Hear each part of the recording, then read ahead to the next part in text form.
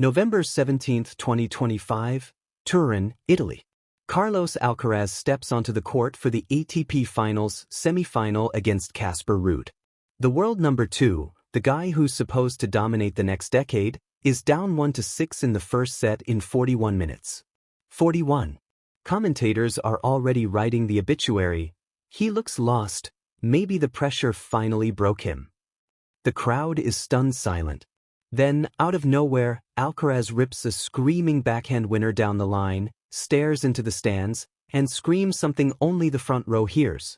That single shot flips the entire match, the entire tournament, and maybe the entire conversation about who he really is. What happened next left every single tennis fan questioning everything they thought they knew about the 22-year-old Spaniard. From 1-6-0 to 3 down, Alcaraz wins 12 of the next 14 games. He bags the second set 6-3, storms through the third 6-2, and suddenly the guy who looked ready to pack his bags is in the final against Jannik Sinner. But the real madness is still coming. In the championship match he falls behind again, 4-1 in the first set tiebreak, and once more the tennis world braces for the collapse.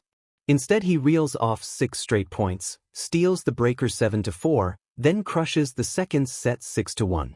2 comebacks in 48 hours, both from the edge of disaster. No one in the Open era has ever won the ATP Finals after trailing by a set and a break in both the semi-final and the final. No one. Alcaraz just did it at 22, without dropping a single service game after those nightmare starts. This wasn't just clutch, this was borderline supernatural.